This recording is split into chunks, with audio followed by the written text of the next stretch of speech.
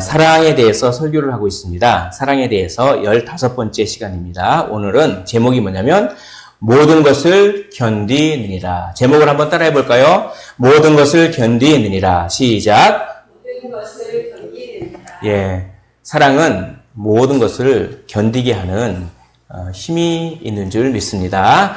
그거 원리를 한번 이렇게 나눠볼 때 이제 이 말씀을 듣고 이후의 삶은 많이 견디는 삶, 좀 다른 사람들에 비해서 특출나게 많이 견디는 그런 능력을 받으시기를 주님의 이름으로 간절히 축원을 드립니다.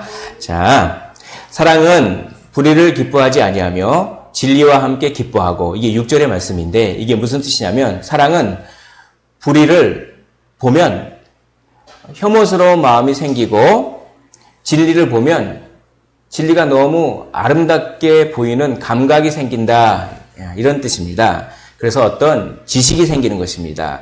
옛날에는 이게 너무 좋아 보였는데 믿음을 갖고 나니까 그게 너무 안 좋아 보이고 그게 혐오스러운 것이었습니다. 그것은 성령께서 감각을 주시는 것입니다. 감각. 아름다움을 제대로 느낄 수 있는 감각을 주는 것입니다. 이것을 기독교에서는 영광이라고 합니다.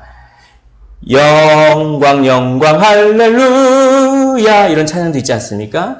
기독교에서는 영광이라고 하는 단어를 많이 쓰는데 그 영광이라고 하는 단어는 하나님이 너무 좋게 느껴지는 어떤 감각을 가졌을 때 그때 내가 하나님의 영광을 봤다라고 그렇게 하는 것입니다.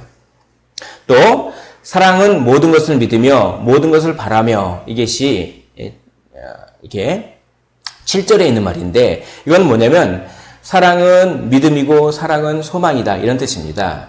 사랑은 소망이고 사랑은 믿음이다, 이런 뜻입니다. 이거는 모든 은혜들이 따로 국밥으로 있지 않고 서로 막 연결된다는 것입니다. 그런 뜻이에요. 그런 뜻이 하나 있고 또 한 가지 뜻이 더 있는데 그것은 나중에 또 살펴보겠습니다. 사랑은 모든 것을 믿으며 사랑은 모든 것을 바라며, 이건 무슨 뜻이라고요? 모든 은혜들은 따로 국밥이 아니라 다 연결되어 있다, 이런 뜻입니다. 그것은 다른 말로 생명의 원리입니다. 왜냐하면 우리가 아기가 태어나면 보편적으로 어른이 가지고 있는 눈과 코와 입과 귀와 그 팔다리야, 이런 게 아기라고 해서 없습니까? 그게? 아기가 태어나면 팔다리야, 몸과 귀와 눈과 이게 다 있지 않습니까? 다만 어른에 비해서 작을 뿐이죠. 그렇듯이 생명은 모든 것을 가지고 있습니다. 그러니까 내 안에 사랑이 있으면 믿음도 있는 것입니다. 믿음이 있으면 소망도 있는 것입니다. 소망이 있으면 회개도 있는 것입니다. 나는 사랑은 있는데 소망은 없어. 이건 가짜입니다. 생명은 모든 것들이 한꺼번에 들어오기 때문에 그렇습니다. 사랑은 모든 것을 믿으며 모든 것을 바라며, 그것은 우리가 생명을 받았다, 이런 뜻입니다. 우리가 생명을 받은 새 사람이다. 사랑하는 성도 여러분들 안에 사랑이 계십니까? 믿음이 계십니까? 소망이 계십니까? 그러면 새 생명을 얻은, 영원히 죽지 않는 새 생명을 얻은 그런 새 사람인 줄 믿습니다. 자, 그게 그런 뜻이에요. 그래서 믿음과 소망과 사랑과 겸손과 회개가 막 이렇게 연결되어 있죠. 예를 들어서 겸손은 자기가 무가치하다는 것을 인정하는 것입니다. 사람과 비교해서 무가치한 것이 아니라, 비교는 사람과 하는 것이 아니라 하나님과만 해야 됩니다. 사람과 비교하면 시기심이 일어나죠. 그러니까 겸손은 하나님과 비교했을 때 자기가 무가치하다는 것을 인정하는 것입니다. 이렇게 무가치함을 인정한 사람은 하나님을 사랑하게 됩니다. 하나님이 가치가 있기 때문입니다. 자기는 무가치하고. 또 하나님을 사랑하는 사람은 겸손해질 수밖에 없는 것입니다. 또 겸손과 믿음과의 관계를 볼까요? 자기가 무가치하다고 여기는 사람만이 하나님이 가치 있고 그 하나님을 믿습니다. 하나님을 믿어야 자기가 무가치하다고 하는 감각이 생깁니다. 그러니까 믿음과 소망과 사랑과 겸손과 회개와 감사와 이런 모든 은혜들은 다 연결되어 있습니다. 생명이라는 것이죠. 이렇게 아기가 있죠. 예쁘죠? 아기의 지체들은 아직은 매우 불완전한 상태이지만 아기는 어떤 한 지체도 모자람 없이 어른이 가지고 있는 지체들을 다 가지고 있습니다. 이게 생명의 원리입니다. 우리는 생명을 받았습니다. 우리는 믿음만 받은 것이 아닙니다. 소망과 사랑과 기쁨과 감사와 회개와 이걸 다 받았습니다.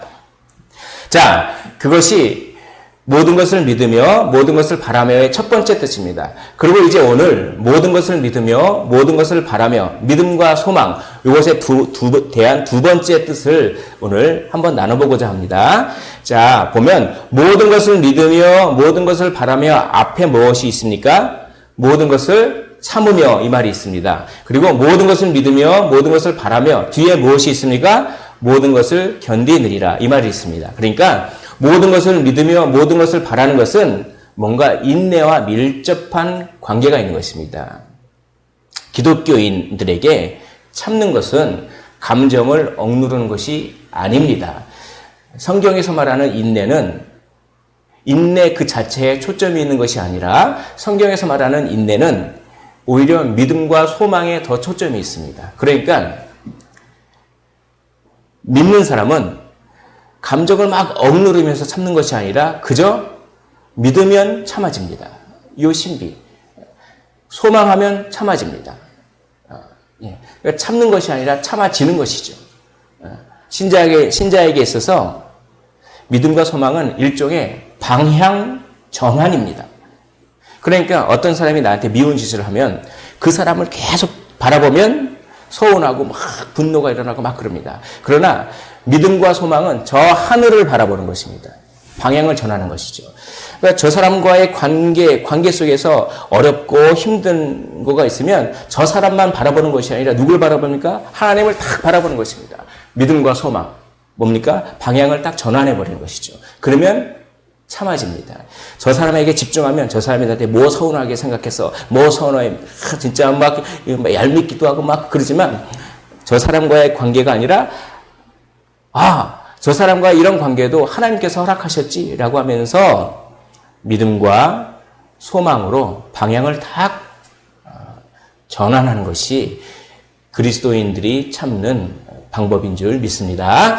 자, 신자에게 참는다는 것이 무엇입니까? 단순히 감정을 억누르는 것이 아닙니다. 하나님께로 방향을 전환하는 것입니다. 그것이 바로 신자에게 참는다 그런 뜻입니다. 이거 연습 많이 하셔야 돼요.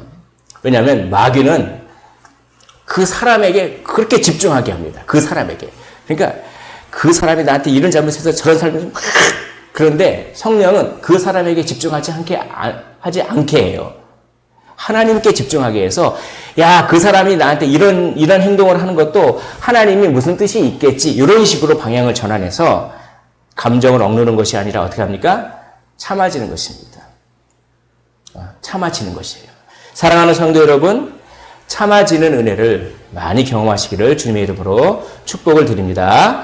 자, 그러면 제가 읽어보겠습니다. 신자는 말씀을 믿으면서 참습니다. 말씀이 이루어질 것을 기대하면서 또 참습니다. 그래서 어떻게 합니까? 끝까지 참습니다.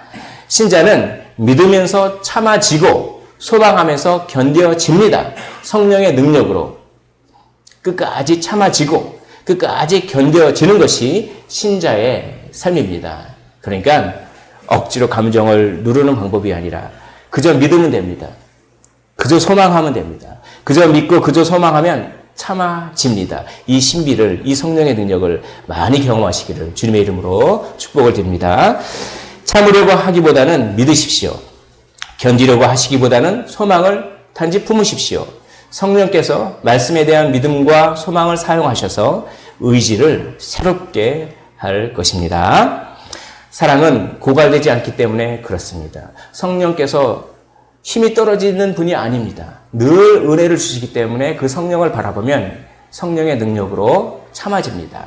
사랑은 고갈되지 않습니다. 이것이 무슨 뜻입니까? 이것이 모든 것을 견디느니라 이런 뜻입니다. 모든 것을 견디느니라. 이거는 모든 방해에도 불구하고 사랑이 떨어지지 않는다. 사랑이 아직 남아있다. 마치 샘에서 샘물이 계속 이렇게 솟구쳐 오르듯이 계속 솟구쳐 오르듯이 모든 것을 견딘다 그 말은 뭡니까? 고갈되지 않는다 이런 뜻입니다. 사랑과 은혜는 고갈되지 않습니다. 그 영원한 샘물을 마시기를 원합니다. 은혜를 대적하는 세력들이 수두룩합니다. 은혜를 반대하는 사람들이 수두룩합니다. 은혜 받으려고 그러면 그냥 미운 짓도 하고 뭔가 은혜 받으려고 그러면은 와서 평소에 안 하던 그 못된 짓도 하고 막 그러지 않습니까? 은혜를 반대하는 사람들과 은혜를 반대하는 그 상황들이 많이 있습니다. 우리 속마음에도 수많은 원수들이 있습니다. 은혜를 받으려고 하는데 고집이 우리 안에 있고, 은혜를 받으려고 하는데 그 의심하는 게 있고, 은혜를 받으려고 하는데 그런 여러 가지 속마음이 있습니다. 그러므로 우리는 마치 용광로에 떨어지는 눈송이처럼, 홍수 속에 떨어지는 작은 불씨처럼, 이리대 속에 있는 어린 양처럼 희망이 없어 보입니다. 용광로에 눈송이가 떨어지면 눈송이가 그대로 남아 있겠습니까? 홍수 속에 작은 불씨가 떨어지면 그 불씨가 그대로 남아 있겠습니까? 이리대가 우글우글하고 그렇게 있는데 거기에 어린 양이 이리대 속으로 들어가서 피난처도 없는데 그러면 어린 양이 그대로 남아 있겠습니까? 남아 있지 않을 것처럼 이렇게 절망 가운데서도, 그러나 이런 절망 가운데서도 은혜는 떨어지지 않습니다. 은혜는 고갈되지 않습니다. 그건 무한히 샘솟는 샘인 줄 믿습니다. 그래서 보면 우리는 원수의 나라를 통과하는 나그네라고 하는 것입니다. 철로 역정 주인공처럼 우리는 지금 어디에 살고 있습니까? 우리가 살고 있는 이 땅은 사실 원수의 나라입니다. 우리는 원수의 나라고 우리의 고향은 어디입니까? 저 하늘나라. 그것이 우리의 고향입니다. 우리는 원수의 나라에 살고 있는, 원수의 나라를 통과해서 천국으로 가는 나그네이기 때문에 원수들이 공격을 많이 합니다. 생각의 공격, 감정의 공격, 상황의 공격. 그러나 그때 어떻게 합니까? 은혜는 고갈되지 않습니다. 그 은혜를 믿으십시오. 그 은혜를 바라보십시오. 믿으면서 참아집니다. 바라보면서 참아집니다. 믿으면 견뎌집니다. 바라보면 견뎌집니다. 그러나 견뎌야지 하면 실패합니다. 참아야지 하면 실패합니다. 어떻게 합니까? 믿으면 참아집니다. 바라보면 참아집니다. 이 신비를 정말 경험하시기를 원합니다.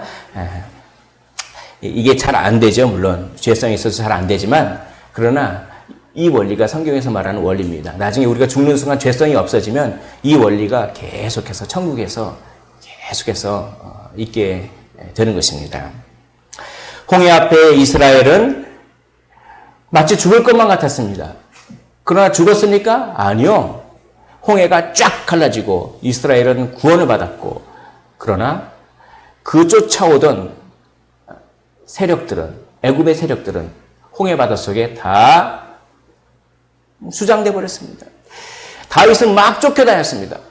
그래서 다윗이 왕에 못 올랐습니까? 아니요.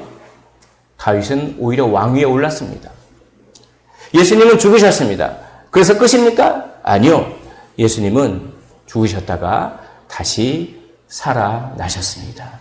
은혜는 너무나 공격을 많이 받아서 다 떨어지는 것처럼 보이지만, 용광로 속에 떨어지는 눈송이처럼 그렇게 우리 은혜가 다 없는 것처럼 보이지만, 그래서 어떨 때는 그냥 에이 신앙생활이고 뭐고 다 그냥 그렇게 뭐 내 삶이 이렇게 풀리지도 않는데 뭐 신앙생활이고 뭐고 그냥 다 버려버리고 싶은 마음이 굴뚝같이 올라오더라도, 홍해 앞에 이스라엘이 구원받았듯이, 쫓겨다녔던 다윗이 왕위에 올라듯이, 죽으셨던 예수님이 다시 살아나셨듯이, 그 은혜는 결코 고갈되지 않고 계속 남아 있는 줄 믿으십시오.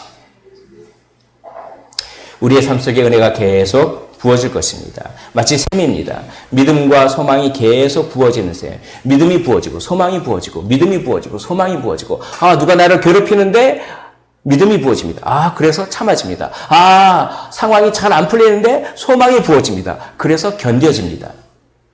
믿음의 샘, 소망의 샘이 계속 부어지는 것이죠. 이 물을 마시는 자마다 다시 목마르려니거니와 내가 주는 물을 마시는 자는 영원히 목마르지 아니하리니 내가 주는 물을 마시는 자는 그 속에서 영생하도록 솟아나는 샘물이 되리라. 왜 이렇게 고갈되지 않습니까? 그 이유가 무엇입니까? 그 증거가 무엇입니까? 많은 하나님의 말씀입니다. 시편 37편 24절에 이렇게 되어 있습니다. 참 이 말씀이 저는 너무나 은혜롭습니다. 그는 넘어지나 아주 엎드러지지 아니함은 여호와께서 그의 손으로 붙드심이로다. 우리는 넘어질 수 있습니다. 그러나 못 일어날 만큼 아주 엎드러지지는 않습니다. 그리스도인은 항상 넘어집니다.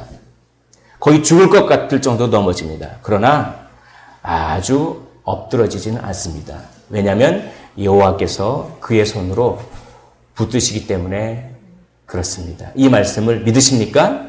이런 말씀들이 수없이 많아요. 나를 보내신 이의 뜻은 내게 주신 자 중에서 내가 하나도 잃어버리지 아니하고 잃어버리지 않는답니다. 선택을 받았으면 잃어버리지 않습니다. 마지막 날에 다시 살리는 이것이니라. 우리를 우리 주 예수 그리스도 아래에 있는 하나님의 사랑에서 끊을 수 없으리라. 너희 안에서 착한 일을 시작하신 이가 그리스도 예수의 날까지 이루실 줄을 시작했으면 끝까지 책임진다는 말입니다. 하나님이요, 우리를 믿음의 길로 시작하셨습니까? 걱정하지 마십시오. 끝까지 책임지십니다. 빌립보서 1장 6절에서 그렇게 하나님 입으로 스스로 말씀하셨습니다. 그러므로 은혜는 고갈되지 않는 줄 믿습니다. 두 번째는 예수님의 구원이 완전하고 영원한 것이기 때문에 은혜는 고갈되지 않습니다. 첫째 아담은 견뎌내지 못했습니다. 죄의 유혹에 견뎌내지 못했습니다. 참아내지 못했습니다. 그러나 예수님, 둘째 아담은 견뎌내셨습니다. 참아내셨습니다. 십자가를 견뎌내셨습니다. 십자가의 고통을 참아내셨습니다. 그리고 우리에게 그분께서 참으셨기 때문에 하나님으로부터 받은 의의를 우리에게 선물로 주셨습니다. 그래서 그분 안에 모든 이들 역시 하나님께서 받으신 것입니다. 예수님은 영원하신 분입니다. 예수님은 시간을 초월한 분입니다. 예수님은 현재, 과거, 미래가 없으신 분입니다. 시간을 만드신 분입니다. 그러므로 예수님께서 하시는 구원은 시간에 얽매이지 않습니다. 영원합니다.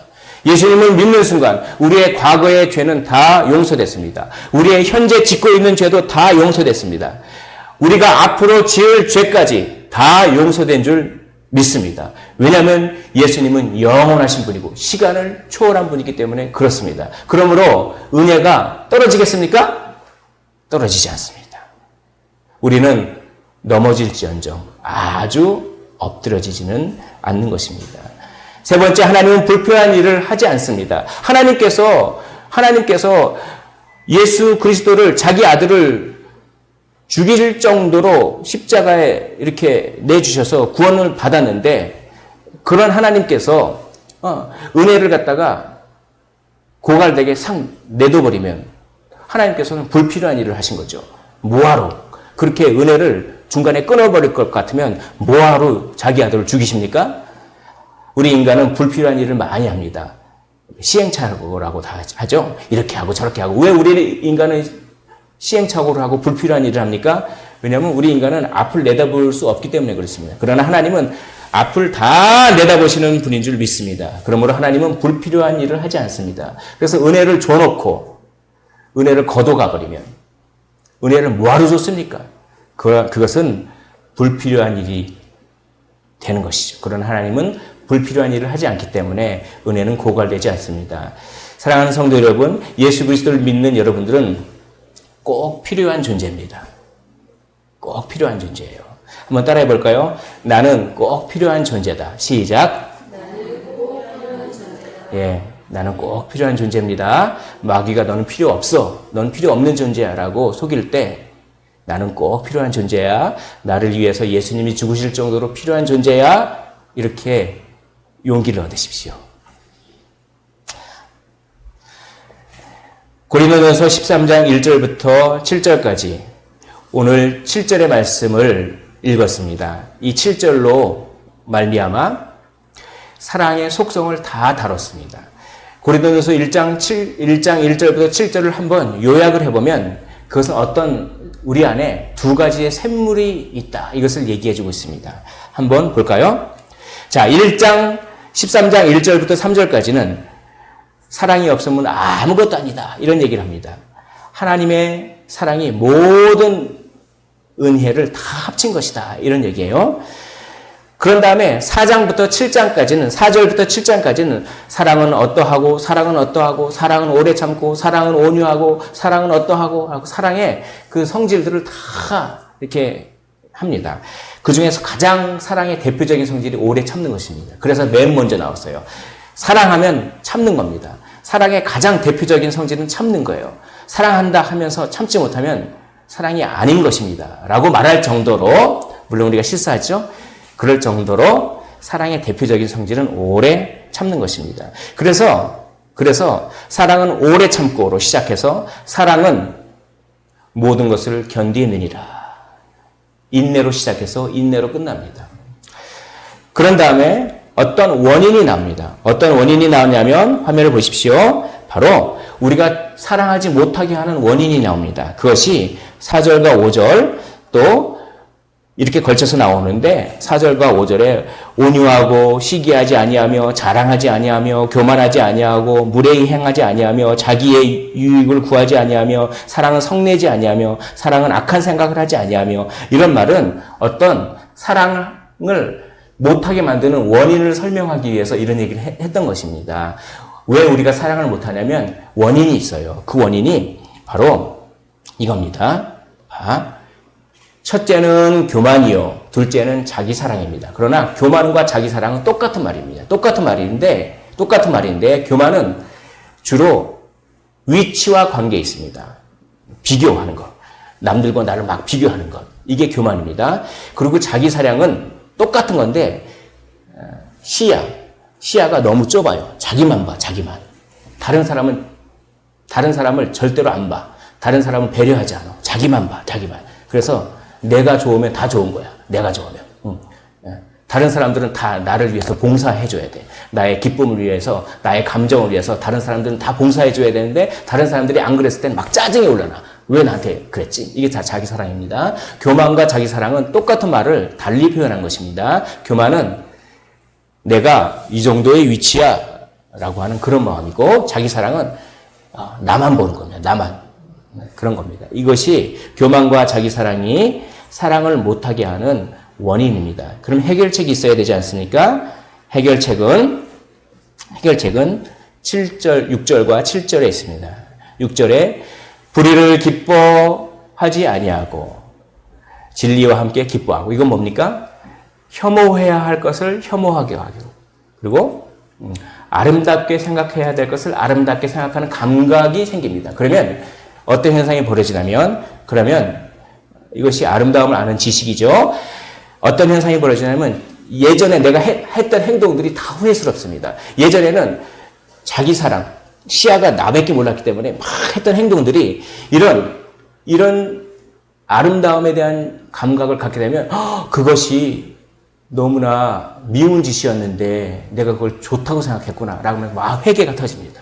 막 회개가 터져요.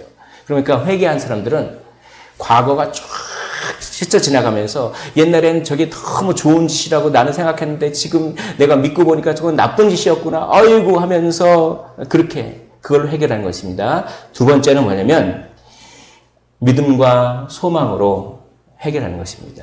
믿음과 소망은 아까 무엇이라고 말씀드렸습니까? 그것은 생명력입니다. 그것은 고갈되지 않는다라고 하는 뜻입니다. 고갈되지 않아요. 이때까지 말씀드렸죠? 은혜는 떨어지지 않습니다. 고갈되지 않습니다. 바로 고갈되지 않는 생명을 말합니다. 이게 뭡니까? 우리 안에 고갈되지 않는 생명력이 있는데 우리 안에 고갈되지 않는 생명력이 있어요. 그 생명력이 뭡니까? 아름다움의 감각이 계속 떨어지지 않고 우리에게 부어지는 것입니다. 그러니까 우리가 무슨 행동을 하면 그거는 혐오스러운 행동이야. 옛날에는 그게 좋은 행동이었는데 그런 마음이 계속 들면서 사랑을 하게 되는 것입니다. 우리 안에는 두 종류의 샘물이 있습니다. 두 종류의 샘물이 있어요. 자, 그림을 보십시오. 자, 우리 안에는 두 종류의 샘물이 있습니다. 첫째 종류는 바로 교만과 자기사랑의 샘물이 있습니다. 선악과를 딱 따먹으니까 교만과 자기사랑의 샘물이 우리 안에 딱 있습니다. 그래서 이게 어떻게 합니까? 막 펌프질을 하죠. 막 펌프질을 합니다. 나는 부족해, 나는 부족해, 나는 부족해. 더 채워야 돼, 더 채워야 돼, 더 채워야 돼. 그렇게. 그러면서 시기하고, 막 예의 없게 행동하고, 이기심과, 복수심과, 악당, 이런 거를 막 펌프질 합니다. 그런 거를 우리 안에, 이거는 한마디로 말해서 자기를 존중하는 것입니다. 다른 사람은 존중 안 해. 자기만 존중해요. 그러나 이게 이제 죄에 빠진 사람이죠. 그러나 구원받은 사람은 이것은 고스란히 남아 있습니다. 이게 없어지는 게 아니에요. 그래서 교회 다녀도 똑같이 죄를 저지릅니다. 오히려 교회 안 다니는 사람보다 죄를 더 많이 지을 때도 있습니다. 이게 없어지지 않으니까. 그러나 새로운 셈이 부어집니다. 하나님의 사랑이 위에서 아래부터 쫙 말씀 읽을 때 들어오면 우리 안에 또 다른 종류의 샘물이 생기기 시작합니다. 무엇입니까? 아름다움의 샘물, 생명의 샘물이 이렇게, 그래서 이걸 펌프질합니다. 이렇게 펌프질하죠. 펌프질해서 이제는 뭡니까? 참아야 돼, 믿어야 돼, 소망해야 돼, 부드러워야 돼. 좀 겸손해야 돼. 다른 사람을 배려해야 돼. 이런 마음들이 막 펌프질합니다. 이것은 한마디로 하나님을 존중하는 것입니다. 그러므로 고린도전서 13장 1절부터 7절까지는 요약하면 이겁니다. 우리 안에 어떤 펌프가 있는가? 우리 안에 어떤 샘물이 있는가? 하나님을 존중하는 샘물과 자기를 존중하는 샘물이 있습니다. 무엇을 존중하느냐 늘 싸웁니다. 하나님을 존중한다는 것은 하나님이 붙여주신 사람을 존중하면 하나님을 존중하는 것입니다. 나의 자녀를 존중하면 나를 존중하는 것과 마찬가지로 하나님을 존중한다는 것은 하나님께서 관계를 맺게 하신 사람들을 존중하는 것입니다. 부모와 자식 간에, 부부 간에, 이웃 간에, 고용주와 피고용주 간에, 국가 지도자들과 일반 백성들 간에 성경은 무수히 그런 관계들 속에서 존중해라고 하는 말을 많이 하는 것입니다. 많이 하는 것이요. 남편은 아내 사랑하기를 그리스도가 교회를 사랑하는 것처럼 다 주라는 것입니다. 다 줘서 사랑하는 것입니다. 그리고 아내는 교회가 그리스도께 복종하듯이 복종하는 것입니다. 다 주라는 것이죠. 부모는 자녀를 자기를 다 주면서 사랑합니다. 그리고 자녀를 노엽게 하지 않습니다. 이게 뭐냐면 부모라고 해서 아무런 이유 없이 그냥 윽박지르면 안 됩니다. 자녀를. 그건 성경의 말씀에 틀려요. 정당한 이유 없이 부모가 자기 화풀이로 자녀에게 뭘 한다? 그건 자녀를 노엽게 하는 것입니다. 존중하는 것이 아니죠. 그러면 자녀는 부모에게 온전히 순종해야 되는 것입니다. 이렇게 성경은 전부 존중에 대해서 이야기하고 있는 것입니다. 우리 힘으로 존중됩니까? 존중이 안 돼요. 존중하려면 어떻게 합니까? 우리 안에 샘물이 터져야 존중되는 것입니다. 우리 안에 샘물이 터져야 존중할 수 있어요. 샘물이 터지지 않으면 존중하지 않습니다. 그러니까 우리 안에 샘물이 터지기를 원합니다. 그래서 그렇게 우리 주님께서는, 예수님께서는 제발 물 좀 마셔라. 와서 샘물을 좀 마셔라. 내가 너에게 샘물을 주겠다. 그 샘물을 마시면 이렇게 인내하고 믿고 소망하고 온유하고 그런 힘들이 막 솟아나는 샘물이 있는데 그걸 마시면 그렇게 막 하면서 모든 미워하고 복수심을 다 이겨낼 텐데 너희들은 왜 이렇게 와서 샘물을 먹지 아니하느냐라고 계속 샘물 얘기를 하십니다. 요한복음 보시면 요한복음 4장에서 이렇게 얘기합니다. 내가 주는 물을 마시는 자는 영원히 목마르지 아니하리니 물을 좀 마시라고 하는 것입니다. 영원히 목마르지 않은 물을 마시라고 하는 것입니다. 그것도 모자라서 요한복음 6장에서 똑같은 말을 또 하십니다. 나를 믿는 자는 영원히 목마르지 아니하리니 제발 물 좀 마셔라. 내가 주는 물 좀 마셔라. 성령의 물 좀 마셔라. 그럼 너 안에서 펌프가 막 샘이 솟을 텐데, 그럼 네가 참을 수 있을 텐데.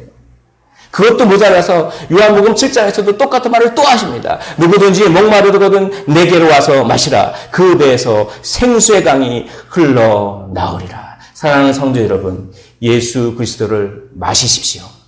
오늘 성찬식을 했듯이 예수 그리스도의 말씀을 먹고 마시십시오. 그것이 우리 속에서 샘물이 터져 나오는 것입니다. 우리는 항상 목마르죠. 목마르기 때문에 죄를 저지르지 않습니까?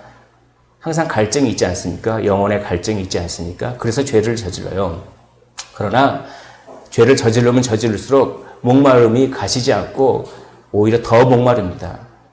그러나 우리 예수님께서 주시는 그 생명의 말씀의 물을 마시면 영원한 해가를 맛보게 될 줄 믿습니다.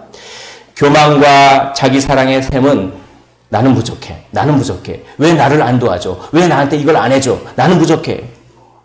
라고 하면서 부족하다고 하는 생각을 끊임없이 뿜어냅니다. 그래서 자기를 채우기 위해서 끊임없이 죄를 짓습니다. 그러나 목마를 뿐입니다. 거기에 비해서 생명과 사랑의 셈은 나는 행복해. 나는 만족해. 나는 만족해. 나는 행복해. 행복하다는 생각을 끊임없이 뿜어냅니다.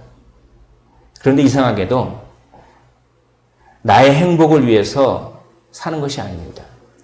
이 생명과 사랑의 샘을 마신 사람은 하나님의 행복을 위해서 삽니다.